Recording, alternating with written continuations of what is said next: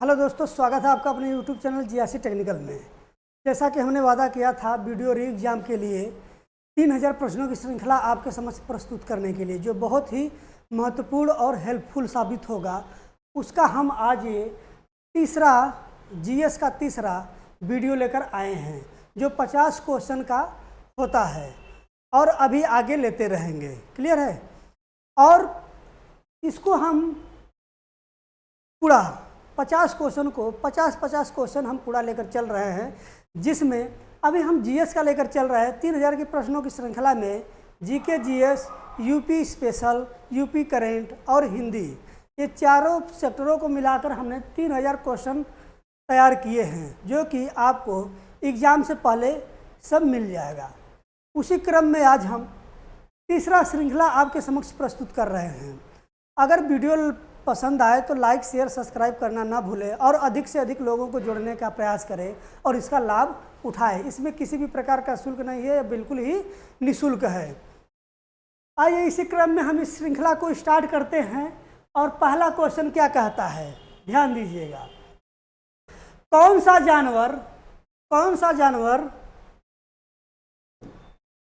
अपने पूरे जीवन में कभी पानी नहीं पीता है? कौन सा जानवर अपने पूरे जीवन में पानी नहीं पीता है? उसके लिए 4 ऑप्शन है: कंगारू, चूहे, दरियाई घोड़ा या चूहे। इसका जो राइट आंसर हो जाएगा वो हो जाएगा कंगारू, चूहे। कंगारू और कंगारू चूहे, ये दोनों में अंतर होता है। कंगारू होता है एक, जैसे ये कंगारू है, ये क्या है? ये ऑस्ट्रेलिया का राष्ट्रीय पशु है ना। ये जो है ये समुद्रों में पाया जाता है, बड़ी बड़ी नदियों में पाया जाता है, नदियों के किनारों में पाया जाता है, लेकिन ये क्या करता है कि ये कभी पानी नहीं पीता है। ये जो कंगारू है ये ऑस्ट्रेलिया का राष्ट्रीय पशु है। दरियाई घोड़ा क्या है? ये समुद्रों और बड़ी बड़ी नदियों में पाया जाता है। चूहे समतल मैदानों में पाए जाते हैं, घरों में पाए जाते हैं, आपके हमारे घर में भी पाए जाते हैं। क्लियर है? तो इसका राइट आंसर हो जाएगा कंगारू, चूहे। आगे है, सबसे बड़ी कोशिका है तंत्रिका कोशिका, डिंब, शुतुरमुर्ग का अंडा या उपरोक्त में से कोई नहीं। तो इसका जो राइट आंसर हो जाएगा, बड़े की बात किया है, ध्यान दीजिएगा। तो सबसे बड़ी श्रृंखला क्या हो जाएगी? कोशिका, वो शुतुरमुर्ग के अंडे का होगा। क्लियर है? ये लगभग में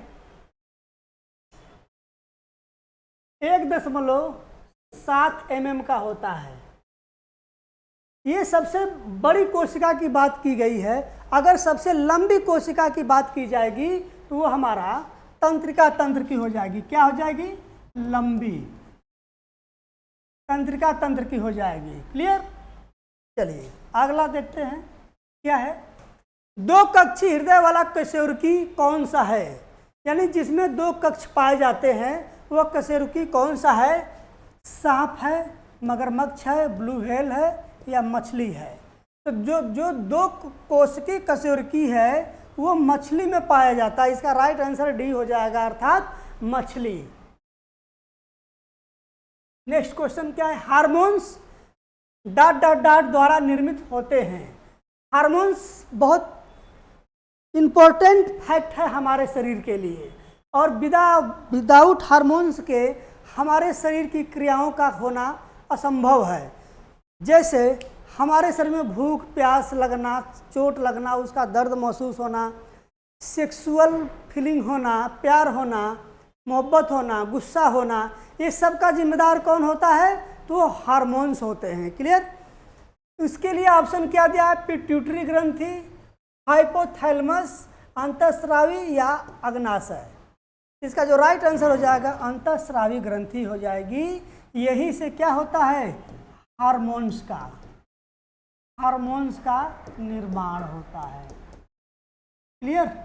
चलिए अगला देखते हैं क्या है। निम्नलिखित में कौन मास्टर ग्रंथि है? क्या है? मास्टर ग्रंथि निम्नलिखित में क्या है? थाइमस ग्रंथि, पिट्यूटरी ग्रंथि, अग्नाशय या पिनियल ग्रंथि। इसका जो राइट आंसर हो जाएगा वो पिट्यूटरी ग्रंथि, ऑप्शन बी। इसको हम क्या कहते हैं? मास्टर ग्रंथि कहते हैं। क्लियर। अगला क्वेश्चन क्या है? सोडियम धातु को नीचे रखा जाता है। सोडियम धातु को नीचे रखा जाता है, किसके नीचे? पेट्रोल, शराब, केरोसिन या पानी। तो देखिए इसका जो राइट आंसर हो जाएगा वो हो जाएगा केरोसिन। ये पीसीएस में कई बार पूछा गया क्वेश्चन है, ध्यान दीजिएगा, बहुत महत्वपूर्ण क्वेश्चन है और बार बार एग्जाम में आता है कि सोडियम धातु किस में रखते हैं? तो केरोसिन में रखते हैं। क्यों रखते हैं? क्योंकि केरोसिन का पृष्ठ तनाव पेट्रोल व डीजल या शराब के पृष्ठ तनाव से कम होता है और इसके लिए ये सहायक होता है। इसमें यह क्या होता है? सुरक्षित रहता है। क्लियर। इसलिए इसको केरोसिन में रखा जाता है। अगला क्या है? जंग लगना एक प्रतिक्रिया है। आयनीकरण, ऑक्सीकरण, कमी या उपरोक्त में से कोई नहीं। इसका जो राइट हो जाएगा आंसर कमी हो जाएगा। जंग लगना एक प्रतिक्रिया है, किसकी? तो कमी की है। किसकी कमी की है? तो यहां पर ऊष्मा की कमी, ऊष्मा की कमी होने के कारण नमी से जंग लग जाता है, जंग लगना होता है। जैसे हम देखते हैं ना कि लोहे को अगर जमीन में हम लगा देते हैं या कहीं ज़मीन में धंस जाता है या किसी नमी स्थान पर रख दिया जाता है तो उसमें क्या हो जाता है? जंग लग जाता है। जहाँ पानी बरसता है, पानी बरसते रहने से ज़्यादा दिन तक रह जाता है तो धूल मिट्टी कणों से मिलकर क्या हो जाता है? उस पर जंग लग जाता है। क्लियर। अगला क्या है? पोटेशियम नाइट्रेट का प्रयोग किया जाता है दवा बनाने के लिए, नमक में, कांच में या उर्वरक में। तो पोटेशियम नाइट्रेट का प्रयोग कहाँ किया जाता है? तो वो उर्वरक बनाने में किया जाता है। क्लियर। चलिए अगला क्या है? कौन सी गैस ग्रीन हाउस गैस, कौन सी गैस ग्रीन हाउस गैस में नहीं जानी जाती है? ग्रीन हाउस गैस में वो कौन सी गैस है जो नहीं होती है? उसके लिए ऑप्शन दिया है मीथेन, हाइड्रोजन, नाइट्रस ऑक्साइड या कार्बन डाइऑक्साइड। तो इसका राइट आंसर हो जाएगा हाइड्रोजन। हाइड्रोजन जो है मीथेन में नहीं आती है। इसके अलावा कौन कौन सी होती है? सीएफसी होती है, क्लोरोफ्लोरोकार्बन होता है। क्लियर। अगला क्या है? मॉन्टेग्यू चेम्सफोर्ड रिपोर्ट ने डॉट डॉट का आधार बनाया। अर्थात कहने का मतलब है कि मॉन्टेग्यू चेम्सफोर्ड सुधार कब आया या उस किस अधिनियम के तहत आया? तो दिया है ऑप्शन भारत सरकार अधिनियम 1919, भारतीय परिषद अधिनियम 1909 या भारत सरकार अधिनियम 1935 या भारतीय स्वतंत्रता अधिनियम 1947। तो ध्यान दीजिएगा, इसका जो राइट आंसर हो जाएगा वो हो जाएगा ऑप्शन नंबर ए, भारत सरकार अधिनियम 1919। Montagu Chelmsford report 1919। इस समय जो वायसराय थे लॉर्ड चेम्सफोर्ड थे। अब मॉन्टेग्यू जो थे एक प्रकार के ब्रिटिश अधिकारी थे, जो कि इन दोनों के संयोग से मॉन्टेग्यू चेम्सफोर्ड सुधार लाया गया। एक चीज और क्वेश्चन पूछा जाता है कि राज्य में, कहाँ पे? राज्य में द्वंद्व शासन किस अधिनियम के तहत लाया गया? तो लाया गया इसी अधिनियम के तहत। क्लियर। भारत सरकार अधिनियम 1919 के तहत राज्यों में द्वैध शासन लागू किया गया और इसी को क्वेश्चन पूछा जाता है कि किस अधिनियम के तहत राज्यों से द्वैध शासन को समाप्त कर दिया गया? तो भारत शासन अधिनियम 1935 के तहत क्या कर दिया गया? राज्यों से द्वैध शासन को समाप्त करके क्या कर दिया गया? इसे केंद्र में लगा दिया गया। कहाँ पे लगा दिया गया? केंद्र में द्वैध शासन लागू कर दिया गया। ठीक है, द्वैध शासन लागू कर दिया गया।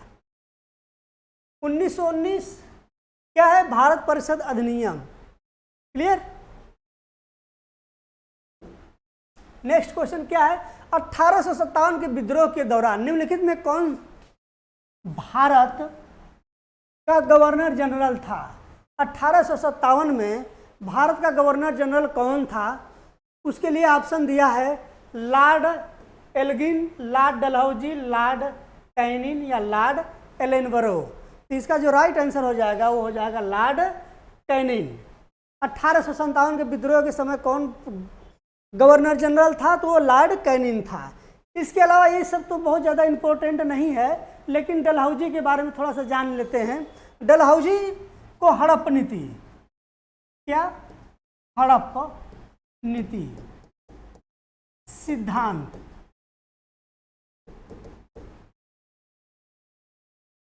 अपनाया था।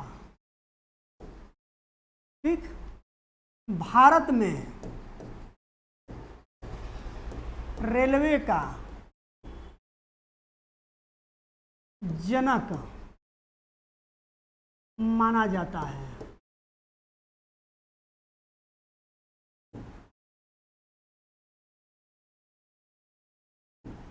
माना जाता है। इसने ही सर्वप्रथम मुंबई से ठाणे के बीच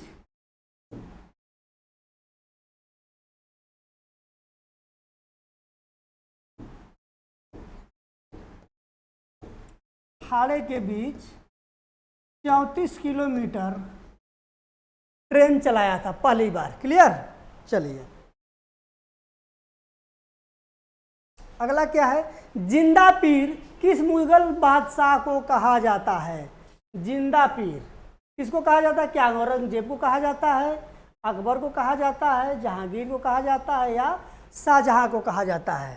किसको कहा जाता है? तो ये औरंगजेब को कहा जाता है। क्लियर? चलिए है तो इसके बारे में बहुत कुछ बताने के लिए, लेकिन इतना समय नहीं है, एग्जाम पास में है, इसलिए हम क्या कर रहे हैं कि बस क्वेश्चन को ही रिपीट करते चले जा रहे हैं, उसका आंसर बताते चले जा रहे हैं। क्लियर? आगे है प्रसिद्ध संगीतकार तानसेन का मकबरा कहाँ स्थित है? ऑप्शन दिया आगरा, जयपुर, ग्वालियर या झांसी। इसका जो राइट आंसर हो जाएगा वो हो जाएगा ग्वालियर। क्लियर? अकबर के समय में महाभारत का फारसी अनुवाद किसके निर्देशन में हुआ? खिजी, नाजिरिक, अबुल फजल या उतबी? किसके मतलब कि निर्देशन में हुआ था? तो हुआ था उतबी के निर्देशन में हुआ था। क्लियर? नेक्स्ट क्वेश्चन है गौतम बुद्ध के घर छोड़ने को किस, यहां पर हो जाएगा, ध्यान दीजिएगा, किस रूप में जाना जाता है? धर्माभिषेक, धर्म चक्र परिवर्तन, महाभिनिष्क्रमण या महापरिनिर्वाण? इसका जो राइट आंसर हो जाएगा वो हो जाएगा महाभिनिष्क्रमण। क्लियर? अब एक चीज और है, धर्म महापरिनिर्वाण क्या होता है? ये ज्ञान प्राप्ति, ज्ञान की प्राप्ति के समय जब ज्ञान की प्राप्ति हुई उसको क्या कहा जाएगा? महापरिनिर्वाण। गृह त्याग को क्या कहा जाएगा? महाभिनिष्क्रमण। धर्म चक्र का मतलब होता है उपदेश, उपदेश, उपदेश देना।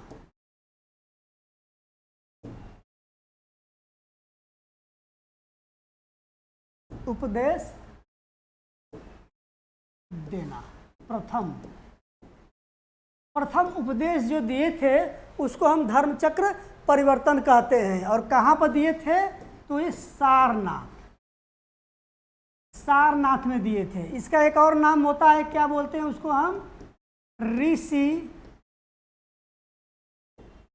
पतनम। क्या बोलते हैं? ऋषि पतनम कहा जाता है। यानी गौतम बुद्ध ने अपना प्रथम उपदेश सारनाथ में दिया था और उस प्रथम उपदेश को धर्मचक्र परिवर्तन के नाम से जाना जाता है और गृह त्याग को महाभिनिष्क्रमण के नाम की संज्ञा दी गई और महापरिनिर्वाण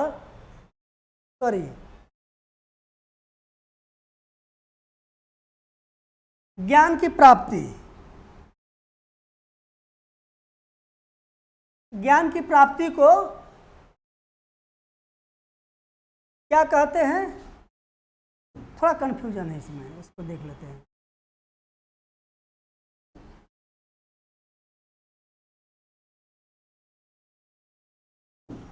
ज्ञान की प्राप्ति, है ना। चलिए अगला क्वेश्चन क्या है? निम्नलिखित में से किस अनुच्छेद को संविधान सभा द्वारा महात्मा गांधी की जय के नारों के साथ अपनाया गया? क्या क्वेश्चन? निम्नलिखित में से किस अनुच्छेद को संविधान सभा द्वारा महात्मा गांधी की जय के नारों के साथ अपनाया गया? अनुच्छेद 14 को, अनुच्छेद 39 को, या 17 या 45? किसको किया गया था? वो किया गया था अनुच्छेद 17 को। अनुच्छेद 17 क्या है?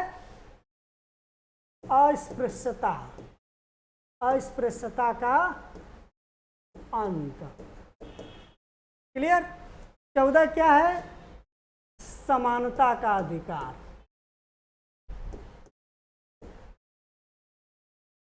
अधिकार, ठीक है। 39 क्या है?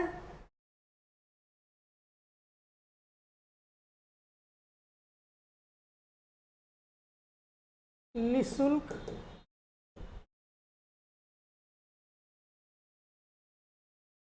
निःशुल्क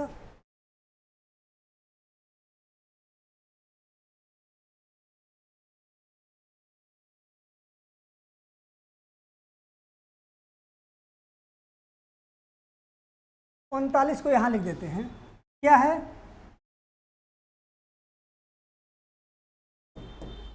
एक समान सिविल संहिता। क्लियर? 45 क्या है? 45 है SC ST के लिए शिक्षा का अधिकार, शिक्षा का अधिकार। क्लियर? चलिए नेक्स्ट क्या कह रहा है? निम्नलिखित नेताओं में से किसने इलाहाबाद में 1857 के विद्रोह का नेतृत्व किया? ऑप्शन दिया मौलवी अहमदुल्लाह, लियाकत अली, बिरजिस कादिर या खान बहादुर। इसका जो राइट आंसर हो जाएगा वो हो जाएगा Liaquat Ali. Clear? Next question क्या है? भारत में लैंड होल्डर्स सोसाइटी की स्थापना किस वर्ष हुई थी? 1840, 1857, 52 या 38? इसका जो राइट आंसर हो जाएगा वो हो जाएगा 1838 में। क्लियर? अगला क्या है? सबसे लंबा राष्ट्रीय राजमार्ग NH-44 कितने राज्यों केंद्र शासित प्रदेशों से होकर गुजरता है? ध्यान दीजिए, भारत का सबसे बड़ा राष्ट्रीय राजमार्ग पहले NH-7 था। क्लियर? जो कि वाराणसी से कन्याकुमारी तक था। लेकिन अब ये बदल गया है रेशियो। अब कौन हो गया है? NH-44 हो गया है। और ये कितने राज्यों से होकर गुजरता है?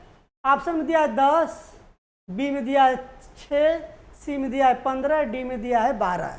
इसका जो राइट आंसर हो जाएगा वो हो जाएगा ऑप्शन डी, 12 राज्यों से होकर गुजरता है। नेक्स्ट क्वेश्चन, निम्नलिखित में कौन सा लोहा और इस्पात संयंत्र अंग्रेजों के सहयोग से स्थापित किया गया था? किसके सहयोग से? अंग्रेजों के सहयोग से। कौन है? Option A Bhilai, option B Durgapur, option C Rourkela या ऑप्शन डी बोकारो। इसका जो राइट आंसर हो जाएगा दुर्गापुर। दुर्गापुर कहाँ है? यह है पश्चिम बंगाल। क्लियर? चलिए क्या है? निम्नलिखित में कौन भारत की सबसे बड़ी सिंचाई नहर है? सबसे बड़ी सिंचाई नहर कौन है? क्या ऑप्शन दिया है दूध सागर नहर, ऊपरी गंगा नहर, इंदिरा गांधी नहर या बकिंगम नहर। तो इसका जो राइट आंसर हो जाएगा इंदिरा गांधी नहर। क्लियर। आइए अगला देखते हैं, भारत के निम्नलिखित में किस स्थान पर भूतापी ऊर्जा के स्रोत पाए गए हैं? कहाँ पाए गए हैं भूतापी ऊर्जा का स्रोत? गोदावरी डेल्टा में पाए गए हैं, उपरोक्त सभी में, या हिमालय या कोस्ट वेस्ट कोड में? तो इसका राइट आंसर हो जाएगा ऑप्शन बी, सभी में पाए गए हैं। सभी जगह भूतापी ऊर्जा के स्रोत पाए गए हैं। क्लियर। नेक्स्ट क्वेश्चन क्या है, पंखुई वन्य जीव अभ्यारण्य भारत के निम्नलिखित में से किस राज्य में है? ऑप्शन दिया है मेघालय, असम, अरुणाचल प्रदेश या सिक्किम। तो इसका जो राइट आंसर हो जाएगा वो हो जाएगा अरुणाचल प्रदेश में पंखुई वन्य जीव अभ्यारण्य पाया जाता है। क्लियर। अगला क्या है, कान्हा राष्ट्रीय उद्यान। क्या कान्हा राष्ट्रीय उद्यान निम्नलिखित में से किस प्रजाति के लिए प्रसिद्ध है? ऑप्शन दिया टाइगर्स, शेर, एक सींग वाले गैंडे या घड़ियाल। किसके लिए है ये? तो ये है टाइगर्स के लिए। कहाँ है ये कान्हा राष्ट्रीय उद्यान? कहाँ है? तो ये है मध्य प्रदेश में है। क्लियर। चलिए अगला, निम्नलिखित में कौन सा दर्रा अरुणाचल प्रदेश में स्थित है? रोहतांग दर्रा, बोमडीला दर्रा, बड़ा लाचला दर्रा या सिपकिला दर्रा? इसका जो राइट आंसर हो जाएगा बोमडिल्ला दर्रा। ठीक। चलिए, प्रसिद्ध मरीना तट, मरीना समुद्र तट भारत के निम्नलिखित में से किस मैदान का हिस्सा है? पश्चिमी तटीय मैदान, गुजरात मैदान, पूर्वी तटीय मैदान या पंजाब का मैदान? ये क्या हो जाएगा इसका राइट आंसर? पूर्वी तटीय मैदान। कहाँ पर पाया जाएगा ये? पूर्वी तटीय मैदान। जैसे ये भारत है, ये पश्चिमी तट हो गया, ये पूर्वी तट हो गया। ये तमिलनाडु, पश्चिम और आंध्रा तेलंगाना के मध्य पाया जाता है यहाँ पे। क्लियर। चलिए, भारत के निम्नलिखित में से किस द्वीप में सक्रिय ज्वालामुखी पाया जाता है? ऑप्शन दिया है बंजर द्वीप, लिटिल निकोबार द्वीप, मायाबंदर द्वीप, नानकारी द्वीप। इसका जो राइट आंसर हो जाएगा वो हो जाएगा बंजर द्वीप। क्लियर। नेक्स्ट क्वेश्चन क्या है, निम्नलिखित में कौन सी मिट्टी पौधों की वृद्धि के लिए सबसे अच्छी मानी जाती है? किसके लिए? पौधों की वृद्धि के लिए। रेत, लोम, मिट्टी या सिल्ट? इसका जो राइट आंसर हो जाएगा वो हो जाएगा सिल्ट। क्लियर। नेक्स्ट क्वेश्चन क्या है, केसर का उत्पादन करने वाला भारत का एकमात्र राज्य? केसर, केसर अगर हमें देखा जाए तो हमारे यहाँ कहाँ पाया जाता है? एकमात्र राज्य वो है, ऑप्शन में दिया है जम्मू कश्मीर, बी में दिया असम, और हिमाचल प्रदेश या मेघालय। इसका जो राइट आंसर हो जाएगा वो हो जाएगा जम्मू कश्मीर। क्लियर। वर्ष ... को भारत के जनसांख्यिकी इतिहास में एक महान विभाजन कहा जाता है। किसको कहा जाता है? ऑप्शन 1930 को, 1921 को या 1931 को या 1945 को? तो वर्ष जनसांख्यिकी का महान विभाजक के रूप में 1921 को कहा जाता है। ये कई बार एग्जाम में पूछा जाता है। इसका मतलब यह है कि जनसंख्या प्रतिशत वृद्धि क्या है? जनसंख्या प्रतिशत वृद्धि, यानी कि 1921 के दौर में भारत में जनसंख्या वृद्धि बहुत अधिक हुई थी। चलिए, सलाल परियोजना किस नदी पर है? ऑप्शन दिया है झेलम, चिन्नाव, रावी या सतलज। तो इसका जो राइट आंसर हो जाएगा वो हो जाएगा चिन्नाव नदी पर क्या है? सलाल परियोजना है। क्लियर। अगला क्वेश्चन क्या है, भारत में यारलुंग जागपो नदी को किस नाम से जाना जाता है? गंगा नदी, सिंधु नदी, महानदी या ब्रह्मपुत्र नदी? है ना। तो इसका जो राइट आंसर हो जाएगा वो हो जाएगा ब्रह्मपुत्र नदी। क्लियर। ये तिब्बत से निकलती है, भारत में प्रवेश करती है। भारत में जब ये प्रवेश करती है तो इसको हम क्या किस नाम से जाने जाते हैं? दिहांग। दिहांग अरुणाचल प्रदेश के दिहांग स्थान से निकलती है, वहाँ पर इसको दिहांग कहते हैं। और भारत में प्रवेश जब कर जाती है तो इसको ब्रह्मपुत्र नदी के नाम से जानते हैं। और इसी को बांग्लादेश में, कहाँ पर, बांग्लादेश में जमुना के नाम से जानते हैं, जमुना के नाम से जानते हैं, जमुना के नाम से जाना जाता है। वही गंगा की अगर बात करें तो बांग्लादेश में इसको हम पद्मा के नाम से जानते हैं। किस नाम से? पद्मा के नाम से जानते हैं। क्लियर? आइए आगे। निम्नलिखित में कौन सी नदी अरब सागर में गिरती है? ऑप्शन दिया है तुंगभद्रा, साबर नदी, साबरमती, मांडवा या नर्मदा। इसका जो देखिए, इस क्वेश्चन में थोड़ा सा मिस्टेक है टाइपिंग में, क्योंकि उस हिसाब से ऑप्शन दिया ही नहीं है। जैसे साबरमती हो गया और नर्मदा नदी, ये दोनों के दोनों क्या करती हैं? ये अरब सागर में गिरती है, अरब सागर में गिरती है। और मांडवा नदी और तुंगभद्रा नदी बंगाल की खाड़ी में गिरती है, बंगाल की खाड़ी में। इस हिसाब से इसका आंसर हम किसी को नहीं मान सकते हैं, क्योंकि उस हिसाब से आंसर दिया ही नहीं है। ध्यान दे लीजिएगा कि जो साबरमती है और नर्मदा है वो अरब सागर में गिरती है, मांडवा और तुंगभद्रा नदी क्या है, ये बंगाल की खाड़ी में गिरती हैं। क्लियर?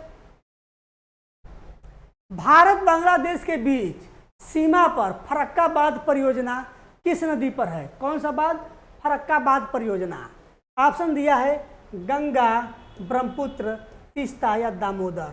इसका जो राइट आंसर हो जाएगा वो हो जाएगा गंगा। क्लियर? आगे दिया है पश्चिमी घाट में कौन कौन से राज्य शामिल हैं? पश्चिमी घाट में ऑप्शन दिया है तमिलनाडु, ए में तमिलनाडु, कर्नाटक या केरल। बी में दिया है तमिलनाडु, कर्नाटक, केरल, गोवा। सी में दिया है तमिलनाडु, कर्नाटक, गोवा, केरल, गोवा और महाराष्ट्र। और डी में दिया है तमिलनाडु, कर्नाटक, केरल, गोवा, महाराष्ट्र और गुजरात। इसका जो राइट आंसर हो जाएगा वो हो जाएगा हमारा डी। 1 2 3 4 5 6 राज्य जो है पश्चिमी घाट में पाए जाते हैं। पश्चिमी घाट का मतलब हमने आपको बताया था, ये स्टार्ट कहाँ से होता है? ये महाराष्ट्र से स्टार्ट होता है और यहाँ पर तमिलनाडु तक आता है। इतने के बीच में अपना ये 6 राज्य आते हैं जो कि पश्चिमी घाट में सम्मिलित होते हैं। क्लियर? आगे क्या है? Botanic garden of India Republic किस स्थान पर स्थित है? ऑप्शन दिया है बेंगलोर, कलकत्ता, लखनऊ या नोएडा। ये जो botanic garden of India Republic है ये हमारा पड़ता है नोएडा, उत्तर प्रदेश। क्लियर? चलिए नेक्स्ट क्वेश्चन क्या है? रानीगंज कोयला मिथेन क्षेत्र किस राज्य में स्थित है? रानीगंज कोयला मिथेन क्षेत्र किस राज्य में स्थित है? ऑप्शन दिया है झारखंड, पश्चिम बंगाल, बिहार या उड़ीसा। इसका जो राइट आंसर हो जाएगा वो हो जाएगा पश्चिम बंगाल। क्लियर? नेक्स्ट क्वेश्चन क्या है? भारत की किस चट्टान श्रृंखला को खनिजों का भंडार कहा जाता है? ऑप्शन दिया है आर्कियन चट्टान श्रृंखला, बी में दिया धारवाड़ श्रृंखला, सी में दिया कुदप्पा श्रृंखला, डी में दिया विंध्य श्रृंखला। क्लियर? तो इसका जो राइट आंसर हो जाएगा वो धारवाड़ श्रृंखला। अब एक बात और ध्यान लीजिएगा कि धारवाड़ श्रृंखला में कौन सा पठार है? तो धारवाड़ श्रृंखला में ध्यान दीजिएगा कि छोटा नागपुर का पठार, छोटा नागपुर का पठार, ये खनिज संसाधन के लिए बहुत महत्वपूर्ण माना गया है। क्लियर? चलिए नेक्स्ट क्या है?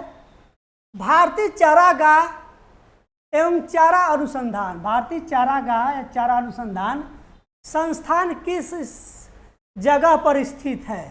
ऑप्शन में दिया है करनाल, जोधपुर, झांसी, कोयम्बतूर। इसका जो राइट आंसर हो जाएगा वो हो जाएगा करनाल।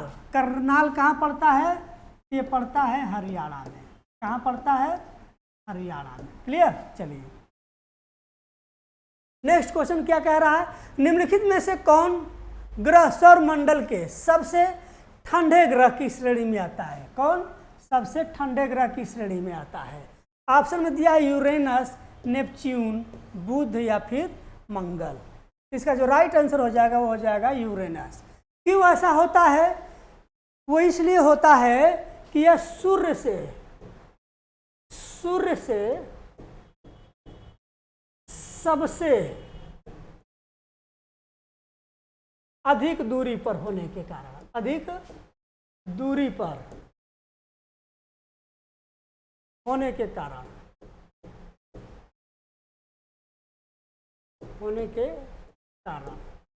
अगर इसी में पूछ दिया सबसे गर्म ग्रह तो हो जाएगा हमारा शुक्र, सबसे गर्म ग्रह होता है। इसी को भोर का तारा, संध्या का तारा कहते हैं। क्लियर? चलिए अगला क्या है, निम्नलिखित में कौन सा शिक्षा के अधिकार से संबंधित है? शिक्षा के अधिकार की बात कर रहा है। ऑप्शन दिया है अनुच्छेद 21A, अनुच्छेद 29, अनुच्छेद 32 या फिर डी अनुच्छेद 226। इसका जो राइट आंसर हो जाएगा वो हो जाएगा अनुच्छेद 21A। ये क्या है? धार्मिक शिक्षा एवं संस्कृति संबंधी अधिकार में दिया गया है। अनुच्छेद 32 क्या कह रहा है? संवैधानिक उपचारों का अधिकार के बारे में कहता है। क्लियर? अनुच्छेद 226 क्या कहता है कि राज्य में नियंत्रक महालेखा या कह सकते हैं राज्य महाधिवक्ता के बारे में बात करता है। क्लियर? आगे क्या है, ऑप्टिकल फाइबर किस सिद्धांत पर काम करता है? ऑप्शन दिया प्रकाश का विवर्तन, बी में दिया प्रकाश का अपवर्तन, सी में दिया पूर्ण आंतरिक परावर्तन या उपरोक्त में से कोई नहीं। तो जो ऑप्टिकल फाइबर है वो जो है अपना पूर्ण आंतरिक परावर्तन सिद्धांत पर कार्य करता है। नेक्स्ट क्वेश्चन क्या है, प्रसिद्ध पुस्तक the God of small things के लेखक कौन है? ऑप्शन दिया है अनीता देसाई, जेवियर मोरो, चित्रा सुब्रमण्यम या अरुंधति राय। इसका जो राइट आंसर हो जाएगा ऑप्शन डी अरुंधति राय। क्लियर?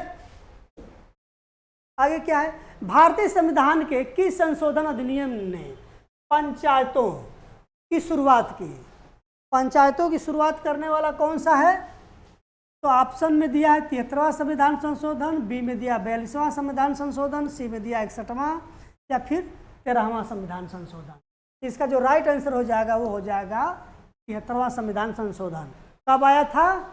आया था ये 1992 में, 1992 में ये हुआ था और 1993 से ये लागू हुआ था। किसके सहमति पर?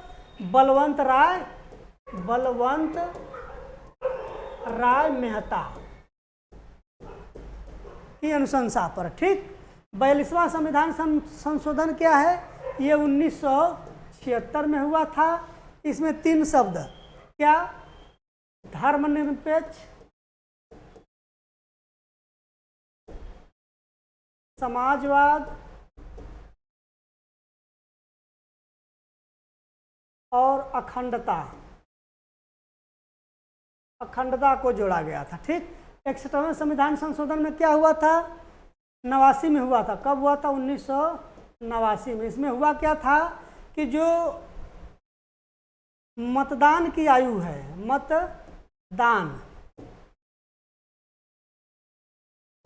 मतदान की जो आयु है वो 21 वर्ष से घटाकर 18 वर्ष कर दिया गया।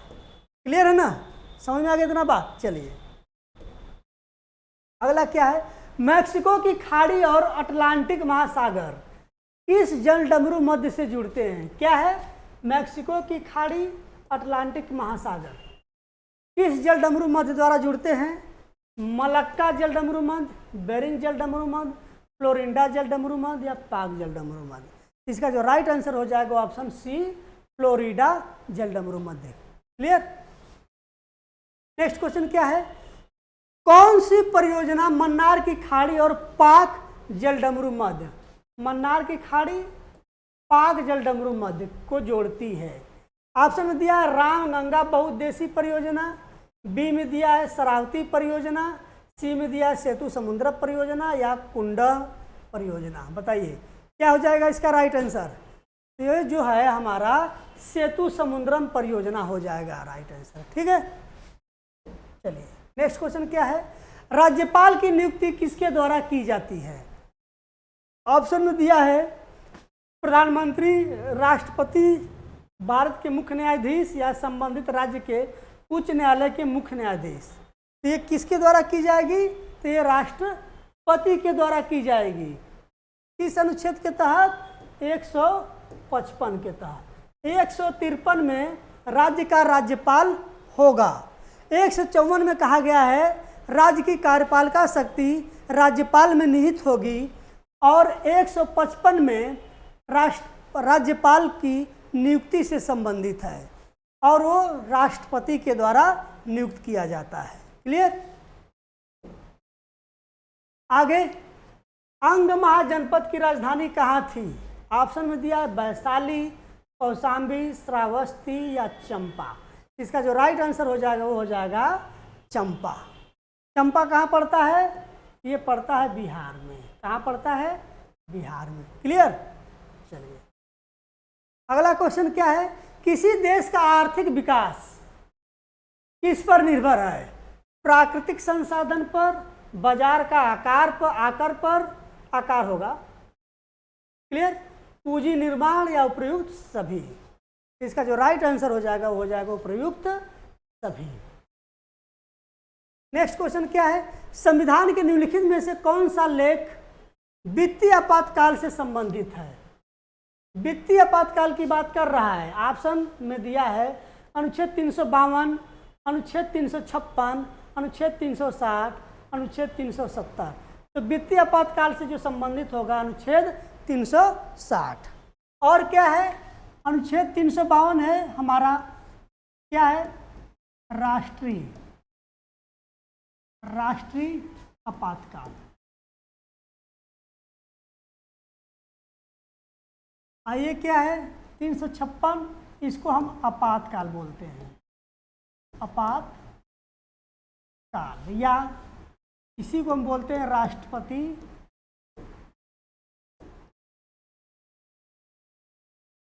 शासन। ये क्या होता है? ये राज्यों में लगाया जाता है। और 360 क्या है? यही हमारा राष्ट्रांतर है जो कि बोला जाता है वित्तीय आपातकाल। क्लियर? देखिए राष्ट्रीय आपातकाल कितनी बार लगा है? 3 बार। ये तो अनेकों बार लगा है।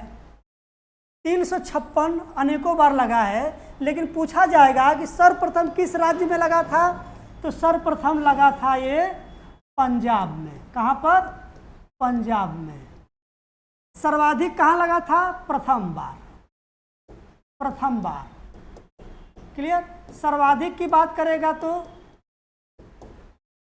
सर्वाधिक में हमारा हो जाएगा उत्तर प्रदेश। उत्तर प्रदेश में 356 सबसे ज़्यादा लगा है। अनुच्छेद 370 क्या है? ये जम्मू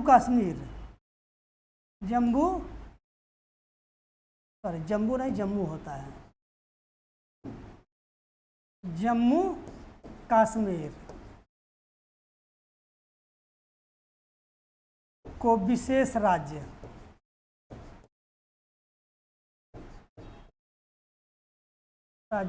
का दर्जा। अब इसको क्या कर दिया गया है? 370 को समाप्त कर दिया गया है। क्लियर? चलिए ये था हमारा आज का 50 क्वेश्चन की श्रृंखला। उम्मीद करता हूँ कि ये क्वेश्चन आपको बहुत पसंद आए होंगे और अच्छा लगा होगा। अगर अच्छा लगता है तो वीडियो को लाइक, शेयर, सब्सक्राइब करना ना भूलें ताकि जब भी कोई वीडियो जाए तो उसका नोटिफिकेशन जाए सबसे पहले आपके पास। ऐसे ही हंसते रहिए, मुस्कुराते रहिए और हमें सपोर्ट करते रहिए। धन्यवाद।